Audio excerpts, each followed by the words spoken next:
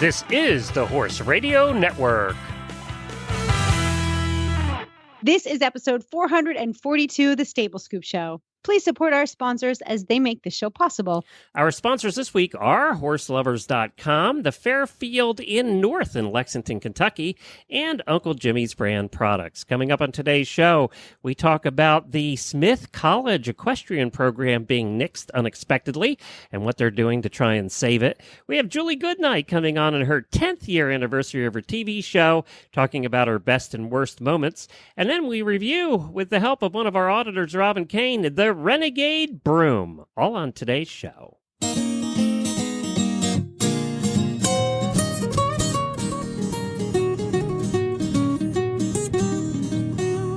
Welcome to the Stable Scoop, with weekly shows delivered right to you.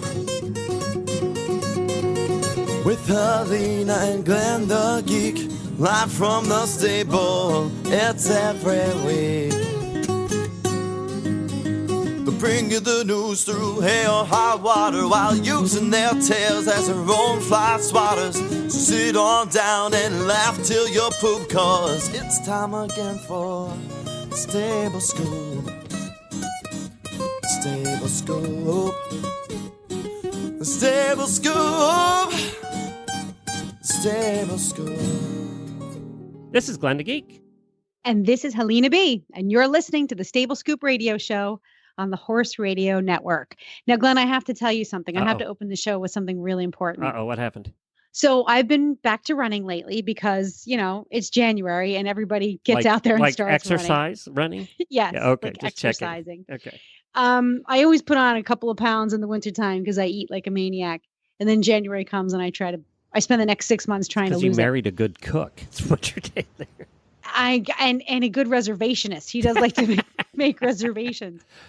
So I'm jogging, right, the other day, and there are lots of beautiful places to jog here in Little Compton, but sometimes I jog on the road, and I always listen to a podcast. Oh, no. So I have a couple of different podcasts that I like to listen to, and I rarely listen to my own. You guys all hate to listen to your own shows. It's Reese, been so difficult. Jamie, you, everybody hates to listen to these shows. It's funny. Well, since I started that Newport show, I've been kind of working on my voice and my tone and the things I say and trying to be a little more professional and polished than I am here on Stable Scoop. You've been doing this for 9 years and now you want to get polished? Yeah. So I was listening to our show last week and I loved it. I was like, that's not what I expected.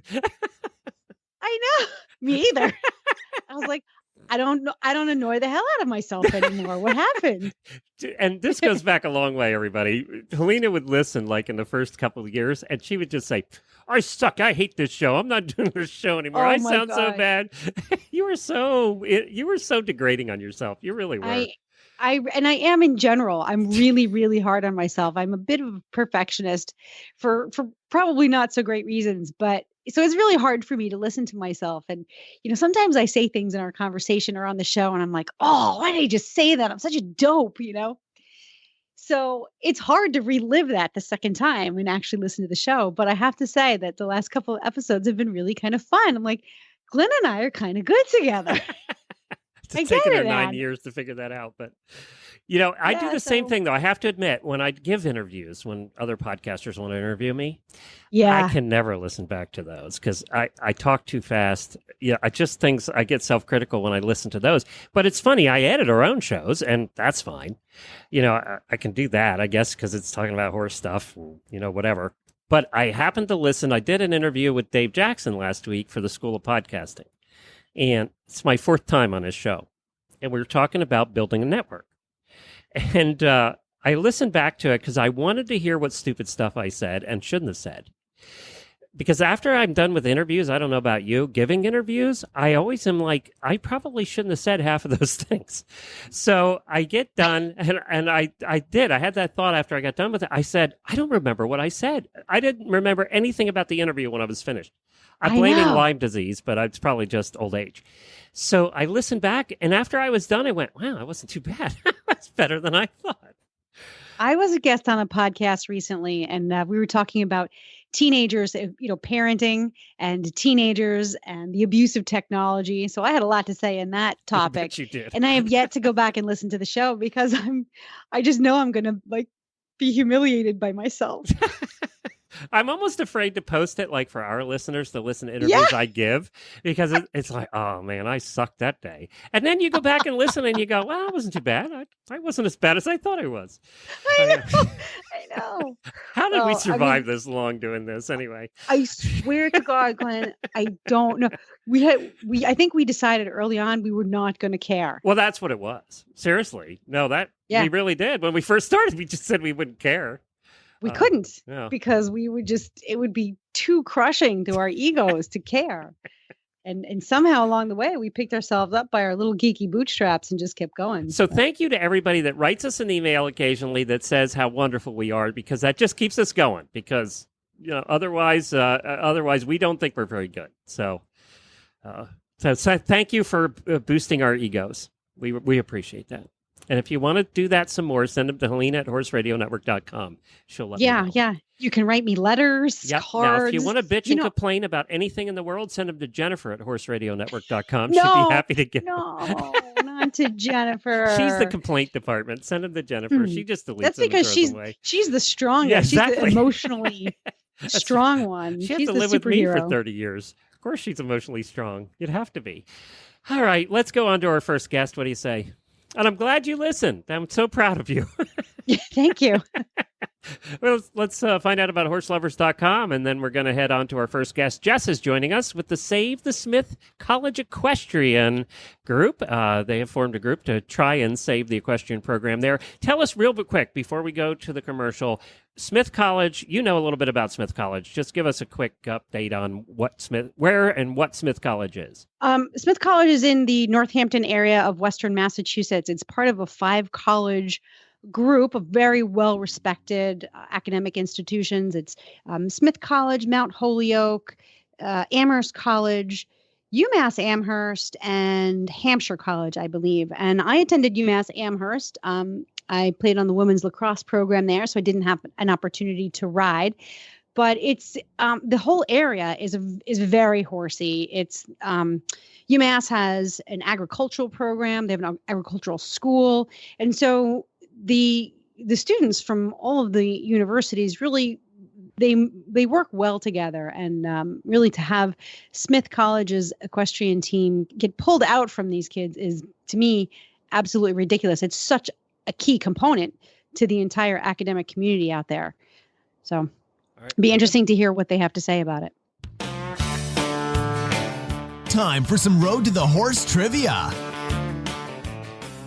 We all get in a rut when it comes to shopping for horse supplies online. If you have not tried horselovers.com yet, then you are missing out on one of the world's largest online tack shops and all the best brands like Noble Outfitters, Ariat, Turn 2, Tough One, Professional's Choice, Weaver, and many, many more. The coupon expires April 30th, so get on over to horselovers.com today and save on all your riding needs. Hi, Jess. Welcome to the show. Hi, thanks very much. Well, now, I got this, or it's been all over the news, about Smith College dropping their equestrian program, and I wanted to get the details from you to see exactly what has happened, and now there's a push to try and save it. So can you fill us in? Yeah, so actually what happened was that the Smith College administration announced in early December of 2016, so just a couple of months ago, that they would be closing the Smith College on-campus equestrian facility, which has been there in some form or another for 90 plus years, and demoting the team from varsity status in the Intercollegiate Horse Shows Association to being a club. So basically removing the school's athletic department support for it and treating it the same way that the school treats any other club on campus, not in the same way that they treat athletics. Okay. And nobody had any clue. This is it. This is what we're doing. Exactly. So what happened is that the administration, it's a new administration. The president has been at the college for about 3 years, and the administrators who were tasked with making the decision, the dean of students and the athletic director, they've been on campus for about 2 to 3 years each. So they are newcomers, and they after discussions with members of our Save Smith Equestrian Steering Committee group, it's come to light that the decision has been in the works for 2 years. So I think you can do the math. Without telling anybody in the actual program? Yeah, nobody was made aware. It hit the students who are currently on the team as they were blindsided, and no major donors or alums or community members were informed. That's a little sneaky not to talk to any donors or alums. That's kind of icky. What reason did they cite for closing down the program? So they've given a variety of reasons. It keeps changing depending on what version you get. In the official announcement, no reason was given. They issued an FAQ that is currently on the Smith College Athletics Department website, which actually does not answer the question thoroughly. So as of yesterday, I and another member from the committee spoke with the Dean of Students, the athletic director, and the chair of the Board of Trustees, who was brought in late to the game. The board was not involved in making the decision. They've just been brought on as an afterthought after we started to bombard them with letters. But they essentially listed, first it's liability. And we all know that horse sports are inherently dangerous.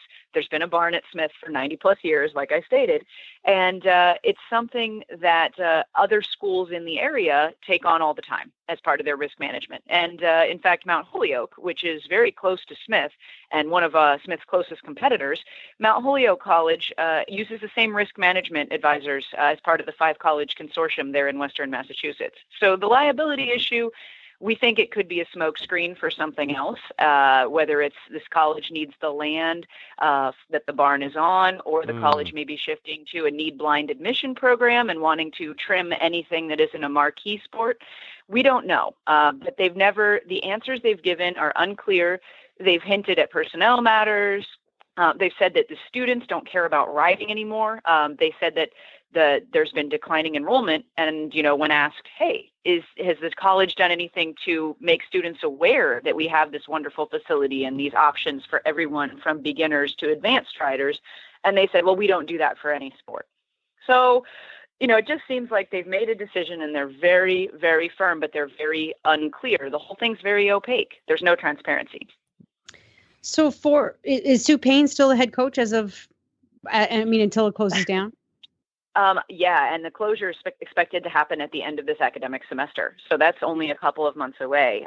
Sue Payne is still currently the director of riding, and there's an assistant coach set up right now. Sue sold the business end of things and the horses and the tack to an independent contractor a few years ago, 2 years ago. And since then, Sue has still maintained her position as an employee of the college, and she will, as far as I know, until the program moves offsite. How many girls are actually involved in the team? So right now there are 22 students on the varsity team. A few students are currently abroad for their junior years, so there actually will be a couple of more students coming back, I think, this semester.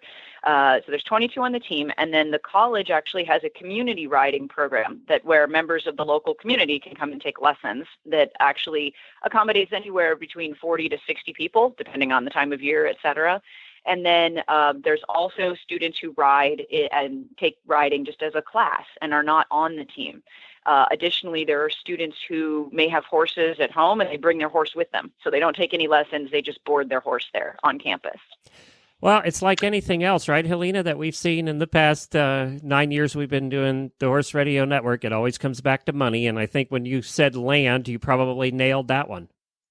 Well, it's interesting that they actually debunk that in writing on their FAQ page, stating that the decision was strategic, not financial. And so any kind of, pretty much shuts down any kind of fundraising for the program. So even if the alumni decided and donors decided that they wanted to raise a ton of money and, buy the land or relieve the college from the financial responsibilities, that's really not their decision, according to them. We asked, what happens if we buy the barn? And, can we buy it from you? And they said, well, this takes a long time for the college to sell any assets. If you had come to us 2 years ago, perhaps we could have done it. And we said, we didn't know this was in the works 2 years There's ago. a political answer for you. So what is it then about, I know there are differences and there are differences, and anyone who rides in IHSA knows there's a difference, but explain for our listeners why a club program is not as beneficial as an official IHSA program? So there's a variety of reasons. One of which is an IHSA program at the varsity level. The student athletes are going to be encouraged to come from all different riding ability levels. We actually, when I was at Smith, I was there in the early 2000s riding on the team. I was a very advanced rider, but we had riders who were very, very young, completely new to the sport. Like they had never been on a horse before, and they worked their way up to being successful competitors who could represent us at nationals. And that is what is the beauty of a varsity sport. When it moves to a club level, generally, because there isn't the massive amount of support from the college in terms of finances, you only see the people competing who were already competing prior to going to college. And it really stops acting as, say, a funnel for people to go on into higher levels of the sport. Like you're going to see fewer international and national competitors coming out of a program that's a club sport, and you're not going to have the same publicity and just the same. I guess it's the same. I don't know. Support is probably the most basic, but best word to describe it. I mean, it's very likely that club sports, as we've seen at other colleges, often wither and die, particularly in the case of equestrian. Yeah, I would add that a club program doesn't have the infrastructure and the recognition, as you said, that a national program does, and the consistency, which I think creates more opportunities for graduates who come out of an IHSA program. Let's just face it looks good on your resume, and there's a lot more learning opportunity because there is consistency throughout the program across the United States. Right, and the coach isn't a college employee. The coach is somebody who kind of does this on the side for the club as a favor to the college, and there will be the funding for the riding team will then have to come from the Student Government Association's budget. And you both know, and I know very well, that horses tend to blow everybody's budget. So we did try to propose an alternative model where we would set up a 501c3 that would do all the personnel hiring, maintain the facility and everything, and basically act as an intermediary between the equestrian program and the school, so the school wouldn't have to get its hands dirty with the day-to-day business. And we were shot down on that too, because we understand the value of keeping it at a varsity level, and we understand the value of having an on-campus facility, which it seems like the administration just doesn't get. Well, that leads. Then I guess it's time for a march. Well, I saw they had a breeches and boots day of action coming up, so there's that. Yes, but now I do have a question. So a couple questions, and I'm trying to put myself in their mindset, which I've never been very good at. So, but if you take and go off, if you say, okay, you guys can have the land, let's assume that that's what it is. If they want the land and the barn and everything, going to build a big building there, could you take it off site and still maintain the collegiate level? We theoretically could, but then it becomes an issue of, okay, how do we get the personnel in place? How do we start infrastructure from scratch when we already have a facility that accommodates the needs of the program to a T? So we would have to find something off campus that suits that and that is located conveniently. Now, I don't know how familiar you all are with Western Massachusetts, but things are closer than they are out west, but they're still not that close. And many of the barns that have the type of infrastructure that could support a robust riding program, which is the administration says, oh, no, nothing will change. Well, trying to get students off campus for 20, 30-minute one-way trips to the barn, plus tacking up your horses, riding, and then cooling out. I mean, that doesn't leave you much time for academics. So we just think it's not realistic to think that students are going to be able to sacrifice that amount of time on a daily or weekly basis, when faced with their very real job of being students. We think the on-campus facility is really the only way that you can have a competitive program that lasts for a long time. And you guys are right up the road from the Big E, right? Springfield? Yeah, down in Agawam. Yeah, that's what I thought.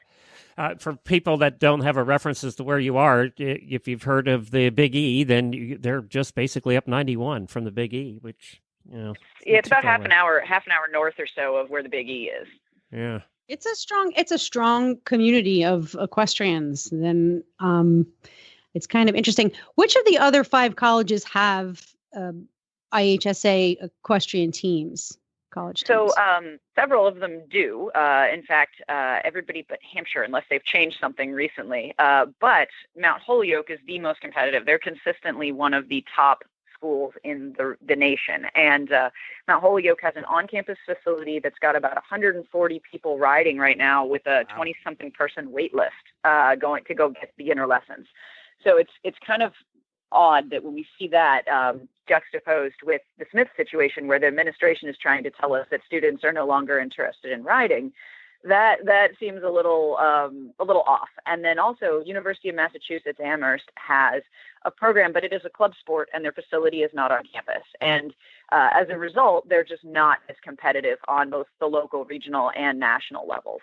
So at Amherst, same thing. Their facility is not on campus, and they're just not the same level of competition as Mount Holyoke and Smith, which actually edged out Mount Holyoke recently in competition. Now, Jess, before we run out of time, what are you doing and how can people help? So right now we are regrouping because of this conversation we had yesterday with the dean, athletic director, and board of trustees chair.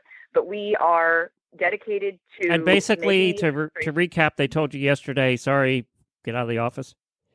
Yeah, we're not listening to any of your proposals. We don't want any input. We don't want any discussion. This is not up for debate. The decision has been made by two people in the administration with no outside input from anybody. And sorry, you're out of luck. That's very open-minded of them.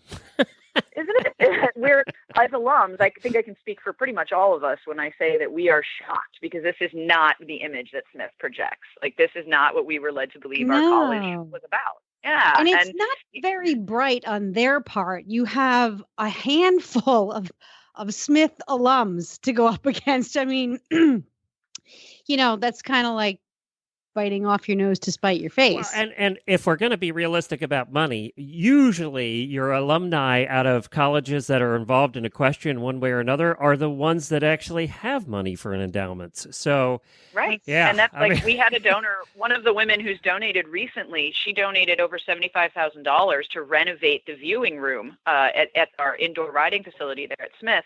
That was 3 years ago. And now her $75,000 donation is going to be tossed out, baby with the bathwater. So what we're doing right now is we've got this Breeches and Boots Day of Action, where people from all over can show their support for saving the barn and saving the team as a varsity team. And all people have to do, this is either Thursday or Friday, you could do both days, it doesn't matter, is take a picture of yourself wearing breeches and boots. If you're a Western rider, put on your jeans and your cowboy boots. If you don't ride, any kind of boots will work. And then also, or you can take a picture of yourself with a horse, real horse, fake horse, drawn horse, doesn't matter.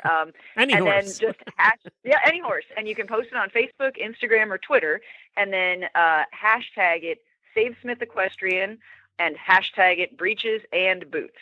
And that will help us get the word out and show the administration that, hey, we're not going away, because we have a petition with over 1,700 signatures on it.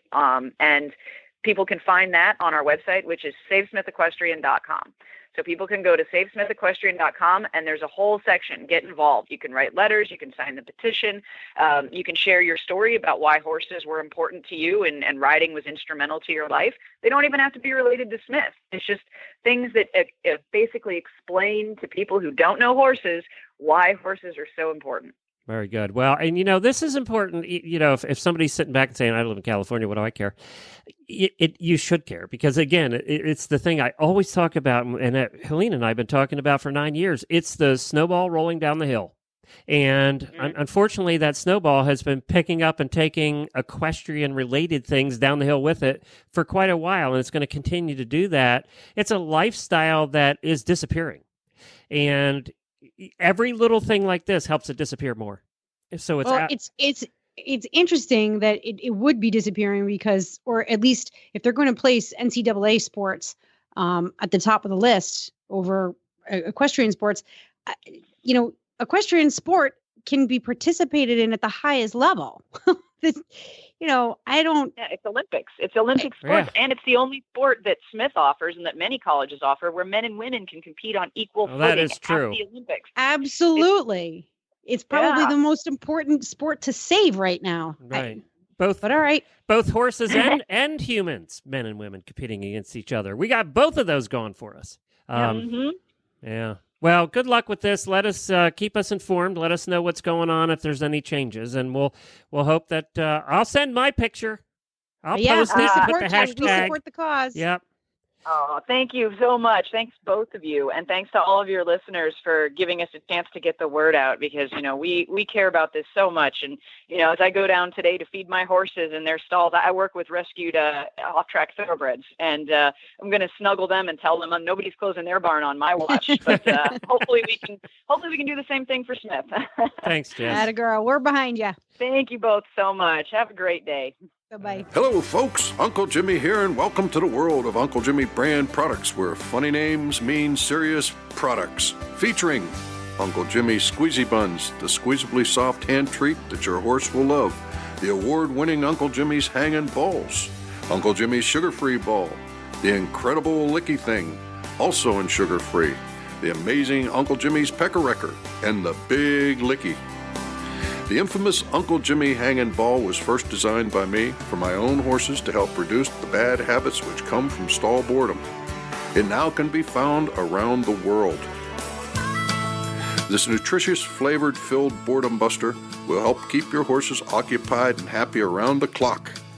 Properly hung, it will last for weeks, provided you don't let your horse pin it, and Uncle Jimmy knows who you are. The ball comes in 4 flavors: apple, carrot, peppermint, molasses, and now sugar-free. Once again, welcome to the world of Uncle Jimmy's brand products, where funny names mean serious products, and satisfaction is 100% guaranteed. We are very excited. She made her first appearance on our show on episode 40 of the Stable Scoop Show back in May of 2009, way back in the beginning of our network and, of course, of Stable Scoop. And that is Julie Goodnight, who's celebrating her 10th season of her TV show. Hey, Julie. Hey, Glenn and Helena. It's so good to be back on the show, and thanks for celebrating our 10th year with us. Well, now, you started right a year before we had you on. You had started the show. Did you kind of do like I don't know how it works with this level of show, but did you kind of do a test pilot and then a limited series and then see if it goes? How does that work? Sort of. We didn't actually film a pilot show, but what we did was everything but film it. So we had a concept and a storyboard and the key players involved. In other words, myself and a producer and a videographer and the core elements of production. And so we put all that together as a proposal, and that was enough. We didn't have to film the pilot. So in a way, our very first episode was the pilot, and I guess that's true of a lot of shows. We just we did the very first episode and 5 other shows at the same time. And were you surprised? Are you surprised at how long it's gone? Well, first of all, let me say that I started in business for myself as a regular old horse trainer 30 years ago. And I did everything that you would think of. I had boarding, training, lessons, trail rides, and mostly we trained, started horses, started colts, and worked on spoiled horses. And so back 30 years ago, in my wildest dreams, I wouldn't have imagined that I would have a TV show, let alone it would last 10 years. And no, when we started the show, we actually filmed our first episode in the fall of 2007, and we aired our first episode on the RFD network in January of 2008. And at that time, we'd only been working on it for a few months before the show got accepted at RFD. And so then we were all of a sudden shifting gears into, holy cow, we have to come up with 6 shows by January 1st. Oh my gosh. And none of us, by the way, had actually done a TV show. We all had experience in our fields, but none of that experience included TV shows. And so So anyway, so the focus quickly turned to just what the heck are we doing? So, and then back then I wouldn't have imagined, we had a 3-year contract at the time. So I knew I was going to be doing it for a few years, but I never expected it to last as long. TV shows obviously have a lifetime, and some of them live longer than others, but 10 years is a long time, and it's going strong. And that's because the concept we have is good, and the subject matter is vast, because the subject matter is horses and their people, and there's a lot of variety there. Yeah, there is a lot of variety. What do you think? I mean, it's kind of hard to toot your own horn when you have a sense of humility about you, which I think you do. But what do you think is different about you that has contributed to the longevity and the growth of your show and your message? Well, I'll tell you, I know it. I know what it is. It's because it's not a show about me. It's a show about you and your horse. And we try to make the show about the horse and the person. And it's not what was our number one intention when we were talking about the concept of the show is I didn't want it to be another show about how well I can train a horse. I don't need to show that. I need to show how well you can train your horse. I need to convert you. I need to fix, for me, swooping in on the scene and fixing a horse in the next half hour or hour means nothing if I can't get you to carry that on. And so our goal from the beginning was to focus on the relationship between that horse and that owner, and not on demonstrating how I would train the horse. Although I have to tell you, that's what people want to see. So we try to show a lot of that. But our main goal in the show is to get that person to have the success on their own with that horse. So because of that, I think when people watch it, they feel very connected to the show, and they can't wait to see what the next thing is, because it might be something that they need help with. Right. I think, probably the most appealing thing for me is when you do show what's possible. So like you said, you do have to, you do have to kind of swoop in there sometimes and say, this is what you can do, but then you back that up with, and here's how to do it. And it's not just one way. It's not a one size fits all, that you offer a lot of different options for getting a similar result. And so it does feel very accessible. I think the viewers can put themselves right in your spot with you, right next to you. There's a very attractive, let's bring you into this process feeling. Yeah. And there's a very important point you made there, Helena, which is sometimes I and all the other people that do what I do, all, clinicians and trainers, sometimes we do have to step in and say, let me show you that this can be done, because a lot of times, more often than not, the rider or the owner wants to blame the horse for the problem, or say, no matter what you do, this can't be fixed. For instance, the case of a horse that's going too fast and the rider's pulling back on the reins too much, you can tell until you're blue in the face, that horse is not going to slow down till you loosen the reins. But that doesn't make sense to them. So sometimes you have to get on the horse and prove it to them. And so there is certainly that. And also what I have learned, and trust me, when every year that goes by, I learn more and more about, what we can accomplish in the show and how to help people. But, when sometimes I have to get on the horse because I don't know what it needs, and I have to ride it to be sure what it is that it needs. But, then I've got to show the owner that it's actually possible for the horse to do that. And then the other thing I've learned is that if I can help the horse by sort of teaching the horse before I teach the person, then that gives the best recipe for success. Right. So what the horse is capable of doing, of giving, because you can't get blood out of a stone. All right, enough of the serious talk. I want to hear about some of the funny moments of your show.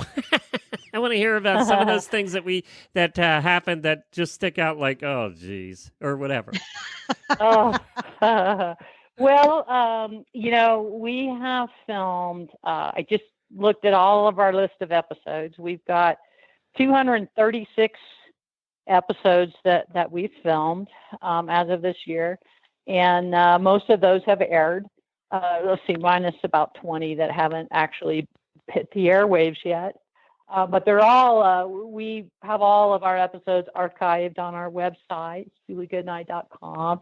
And anyway, so I was kind of looking through in preparation for this show, see some of the funny moments. But I'll just tell you some things in general that are kind of interesting about making this TV show the way we do it.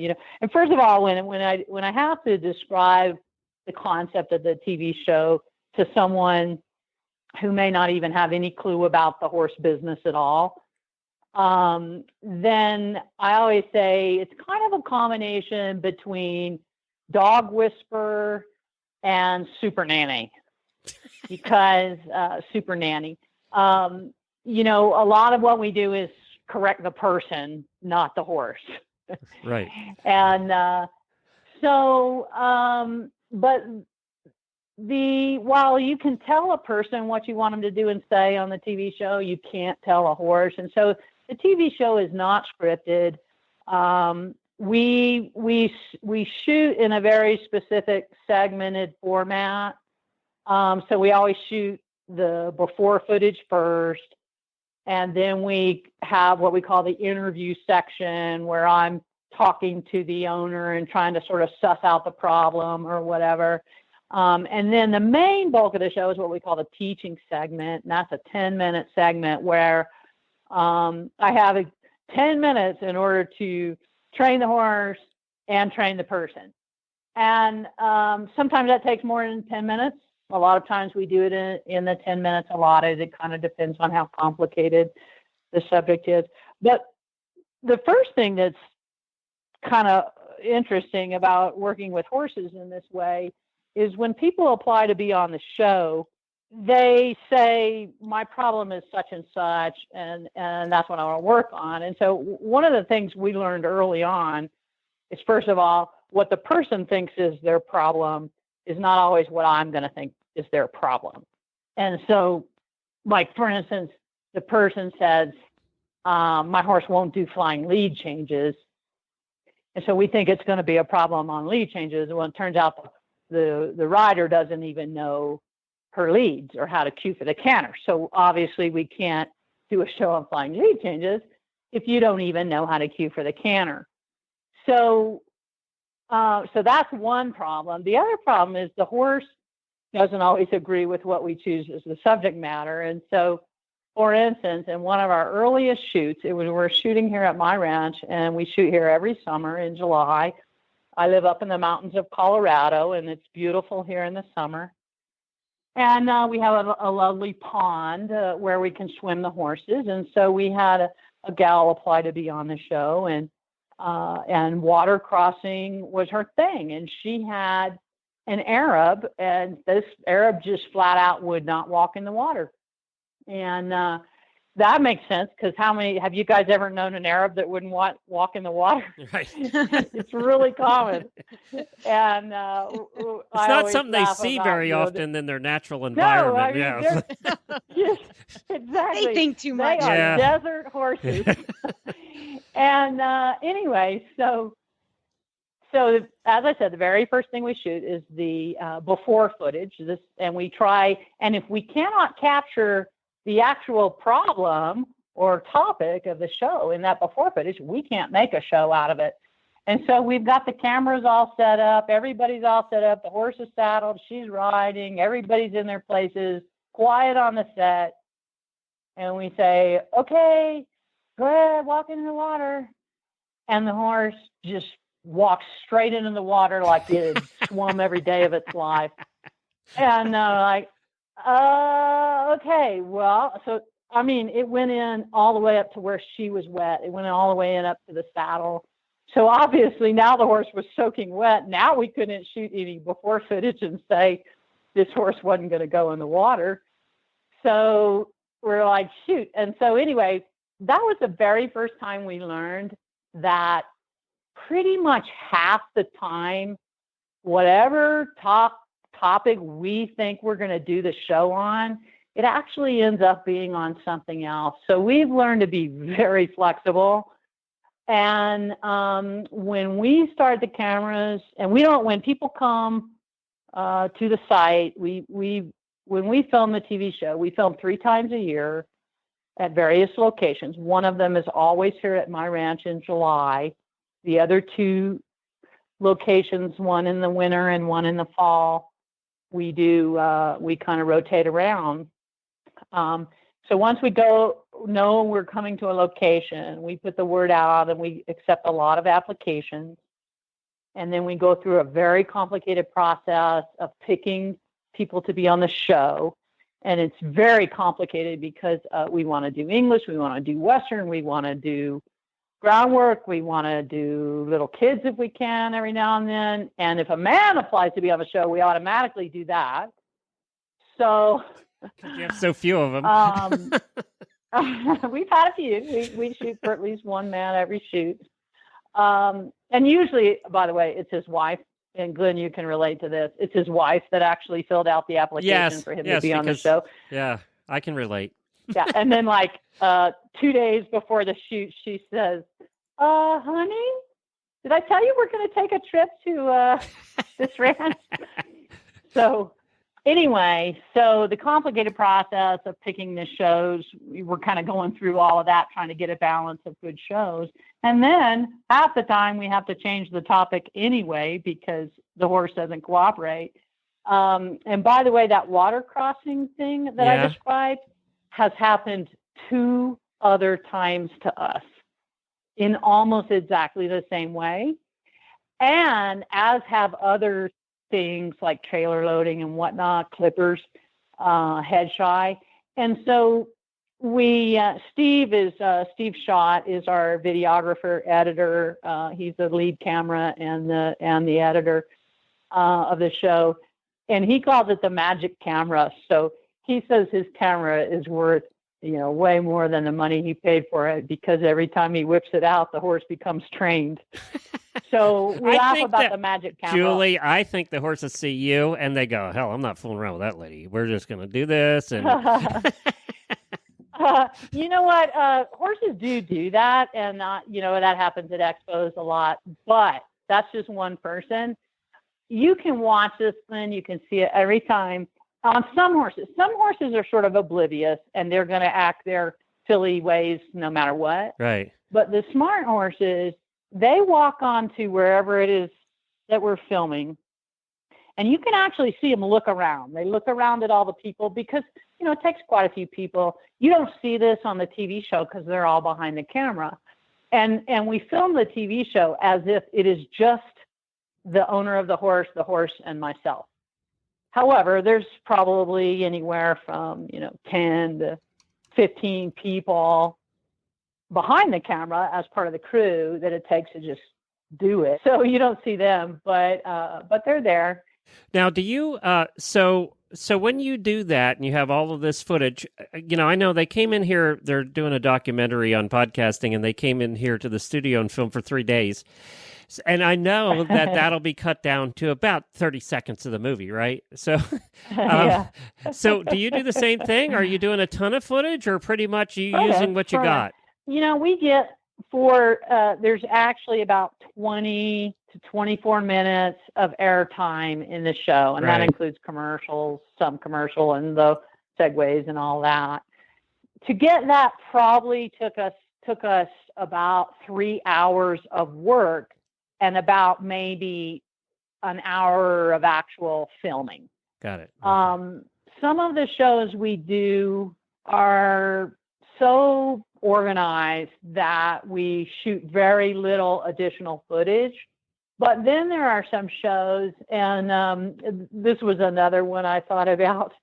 There's been several, but one was an early show we did called Wave Runner, and it was filmed on the beach at Martha's Vineyard.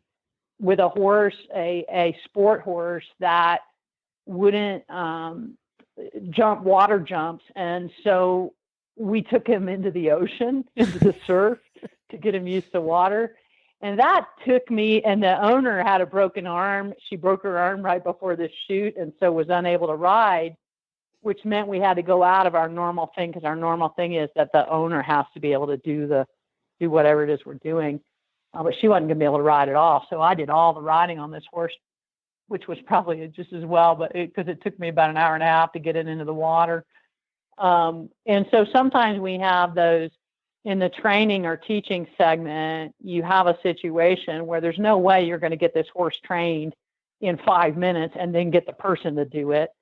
And usually that's obvious up front. And so I'll just say to the camera guys, I'm going to start out talking about what I'm going to do.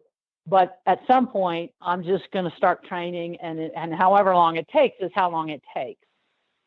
And we always show that when the show airs, if we spent more time training the horse than was allotted in the TV show, we will do a montage of that, and we will show in graphics how much time elapsed.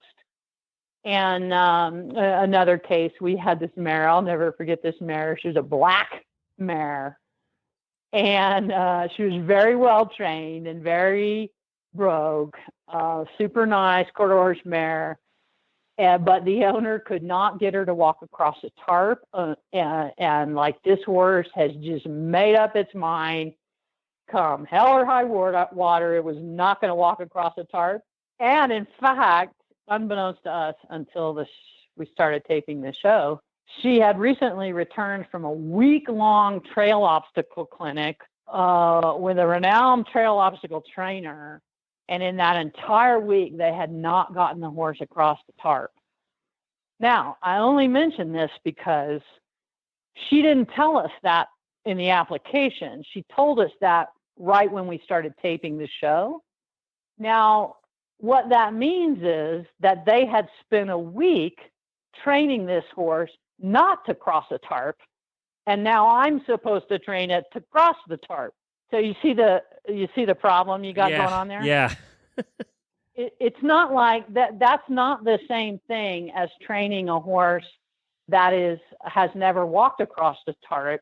Right. You're basically untraining afraid of the tarp. Right. Yeah. You're not training it, you're untraining it. Yeah. Right. I know. They had already successfully trained the horse. She didn't have to cross a tarp. And she's a strong-willed mare, and that was her opinion, and it was not easy to change. And I just did the real simple, I just out-stubborned her is all, and I did the real simple natural horsemanship thing and make the wrong thing hard. So every time she refused to go forward, I would just work the snot out of her at a trot and then give her another chance. And it took about, I don't know, but it was getting dark. I remember that. I'm looking out at my arena right now in the exact spot where all this went on. The sun was setting behind the mountains, and we're like, what are we going to do if it gets dark? We didn't have lights. We could just set up, like a parking lot or something. But I finally changed her mind about an hour and a half into it. And as is often the case, once she made up her mind, she was apparently going through the same thought. Oh my gosh, what if it gets dark and what if nobody feeds me my dinner? What if I have to stay out here all night? And, I've been in that situation before where you think you're getting somewhere and you're like, you know what? I have all the patience in the world. I will do this at your pace. And you're feeling really good and really confident about that. And you're making progress slow but sure. And then 5 o'clock comes and you go, oh crap. I had to do this, so Julie, to get a date. When I was dating, I had to do the same thing. Wear them down. Finally, they said yes. Julie, we've run out of time. Let me tell everybody it's Horsemaster. It's on RFD TV. You can look at it airs in different times and depending on where you're at. But the best thing to do, just go to juliegoodnight.com. All of the stuff is on there about your calendar, your clinics, where people can find you, how they can get to be on the TV. All of that stuff's on there. So that's probably the best bet. Yeah, and all the episodes we've ever filmed are available online at my website by subscription, searchable by keywords and content. So it's a great and valuable training resource for a lot of people. So be sure to check that out. Congratulations, girl. Good job. Thank you. I hope to talk with you guys again soon. All right. Thanks, Julie. The Horse Radio Network is excited to announce a new partnership with the Fairfield Inn North by Marriott in Lexington, Kentucky for Road to the Horse and Rolex. The Fairfield Inn North is right off Newtown Pike and Route 64 near the Cracker Barrel and only 10 minutes from the horse park the back way, the low traffic way. The Fairfield Inn North has spacious rooms that are being completely renovated now and will be ready in time for Road to the Horse. Plus, the Fairfield Inn North offers complimentary breakfast, a free Wi-Fi throughout the hotel, a huge free parking lot, a business center, indoor swimming pool and jacuzzi, outdoor patio with grill, a laundry facility, and much more. The Cracker Barrel is located right next door, and there are 4 other dining options available for breakfast, lunch, and dinner right around the corner. Just for listeners of Horse Radio Network, we have negotiated some great rates for you for Road to the Horse and Rolex. For Road to the Horse, we have the rate down from $160 to $120. If you're going to Rolex, we have the rate down to $199 from $260. There's a very limited number of rooms available at these rates, so call in your reservations as soon as possible. Search for Fairfield Inn North in Lexington, Kentucky. It's the one on Hackney Place. You must call in your reservation and ask for the Road to the Horse or the Rolex Early Bird Special. So that's the Road to the Horse or Rolex Early Bird Special. Search for Fairfield Inn North by Marriott. Up next, my favorite segment of the show, it's Tack and Habit. And this week we have reviewer Robin Kane, and she's going to talk to us about the Renegade broom.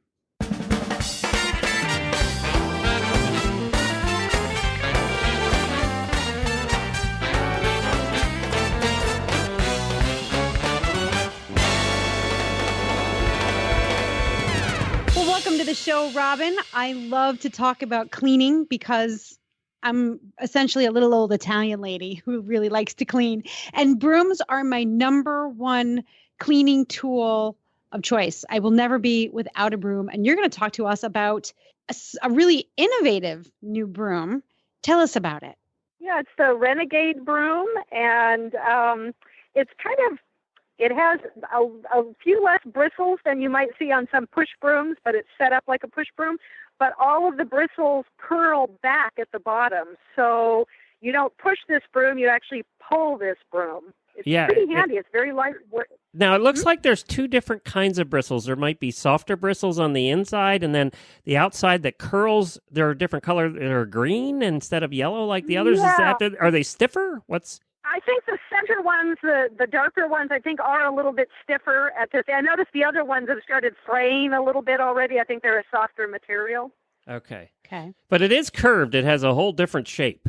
Yeah, all of the bristles. It looks like you took a broom and kind of just stood on it and bent the bristles backwards. They're a little bit longer, and they all curl back. It's very effective. I found it. I've used it on wet aggregate, with little rocks in it that have little redwood bronze stuck to it, and it just takes them right out. I've used it on my plank barn floor. I've used it on the rubber mats in my horse trailer. I've used it in the back of my pickup that has, a bed liner in it, and it doesn't matter if it's wet or dry. It moves everything really nicely. Now, what about the cons? Well, I see my first thought was, it's really only designed to work in one direction. Did you find that to be a hindrance? Yeah, it pretty much is used for one direction. And so if you wanted to walk behind it and push it, it's not going to work for that. I tend to either just back down my sidewalk with it, or in my barn or a big space. I'll just kind of stand there and pull everything in a circle, and just make little piles that way. But yeah, I don't see any use for it pushing it forward. And I think the only con I see, although all push brooms are kind of like this, that if you're trying to get into nooks and crannies, there's no really good way to sweep things out of the edge or out of the corner of something. It just won't get in there. But that's kind of like a push broom thing anyway. You almost need a hand broom to do those things. Yeah. Yeah. But that's really the only con. I think for the price range, which, when I looked around online at prices, it was, priced with the higher end push brooms. And if it lasts as long as one of those do, I think it's a really good price point for it. Now, it shows the handle, what term did you use, Helena? Telescoping. Telescopes. Is that yeah, true? It telescopes. I haven't had any reason to telescope it back down, but yeah, it just comes, you pull it out and you kind of give it a little turn and it locks into place. And it's really light. I really like that. It's, I can with one hand, I can just toss it in the back of my pickup and take off. So if you were in a tight space, you could telescope it down and then the handle would be half as long. Like a horse trailer or something if you didn't have a lot of room. Now, it shows pictures of it sweeping the nooks and crannies out of stone where there's holes in between the stones and then out of a grating and stuff. Is it better at getting into the nooks and crannies of something like that than the regular broom? I would say it definitely is. Like I said, my front sidewalk is aggregate, so it's got, it's cement with little stones in it, and the sidewalk out front of the house is probably 80 years old, so it's got cracks and crevices, and it just sucks all that stuff out real well. I think because the bristles aren't really tightly packed, so they can kind of get their way down in there. I think it's really good for stuff like that. I want one. Yeah, I kind of want one now too. See, talked you right into it, huh, Alina? I would like to have a broom for every function. I'm not against having more than one broom. And that edge thing. I'm considering buying another one. I've got one in my barn, and I'm thinking of getting another one just for the house. I'm seeing on their website, they're thehandycamel.com. Yes, thehandycamel.com is the website. That's the manufacturer. They also make the thing called the Handy Camel. Which we've talked about on the morning show before. But they have them for $31 to $35, which seems like a good price for a high-end broom. That's what I thought too. If they last as long as a good broom, and there's really, I'm not going to know that for a while, but I've probably had it 4 weeks to 6 weeks now, and I use it daily, and so far it's holding up really well. Well, it's called the Renegade broom. I was trying to find it, on Amazon, and see, it has a 4.5-star rating with 22 reviews. So there you go. That's pretty good. Yeah. I mean, if you can get anybody on Amazon to agree about anything, you're in good shape. That's true. Well, I'm so glad you got to try this out and check it out. As I said, you can find it for $35 on thehandycamel.com. Thanks a bunch. All right. Thank you guys for including all of us in trying out these products. It's a lot of fun. I will never, ever forgive you for doing that picture challenge that you started last week on the auditor page, though. So I know. It was pretty fun, though. It was fun. Hey, I was in there guessing with everybody else. The reason I'm not going to forgive you is I was late getting everything done because I was playing your game for 3 days. I know. It was pretty amazing. I put it on my regular feed, and I hardly got any hits, but I put it in that auditors group, and the sucker went crazy. Did you do your horses, Helena? I started with my horse, but he's an easy one. Helena, did you use yours? No? I didn't. It was fun putting Scooter's in there. Everybody knows Scooter's nickname, but they don't know his real name. So his is kind of complicated. People got really creative with that. Yeah. It was fun. I should do that. I haven't been in the auditor's room for a while. Oh, you just scroll down. You'll see 1,000 of these posts.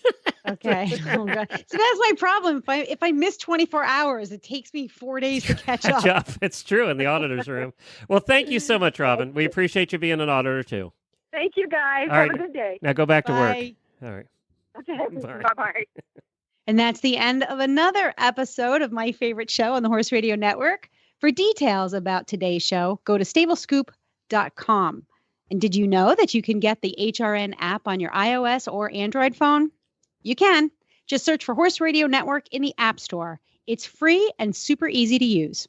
Don't forget, that HRN app needs updated. If you have it on your phone already, go ahead and make sure you do the update that's available because it puts the 2 new shows that we have, the World Equestrian Games radio show with Samantha and I, and also the Plaidcast, which is all about the hunter-jumper world. So you'll get those shows if you do the update. So be sure to do that. And we have had hundreds of downloads from China in the last 3 weeks. If you are listening from China, please please drop me an email at glenn@horseradionetwork.com. We want to know how you heard about us because I want to know why all these downloads are coming from China all of a sudden.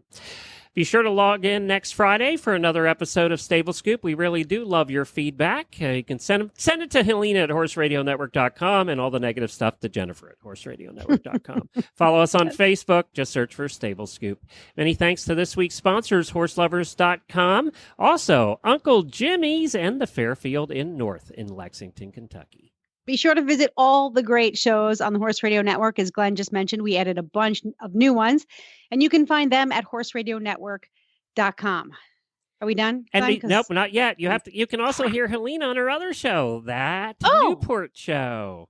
You can hear her. NewportShow.com. Yeah, if you like love and travel and funny life stories, then follow us on thatnewportshow.com. Is it PG rated or is it R?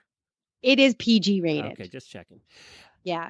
All right. We might release a couple of R-rated. Well, I'm thinking about you and Buck, and I was thinking it might be R-rated. That's what I was thinking. Well, it is me. You know, I always got to drop a couple of bombs. I got to tell you, this is the only time in her day, these 2 hours of all week, actually, that we record this, that Helena's not swearing. So, if you think she's all this sweet niceness, you haven't heard her when she goes into Italian mode.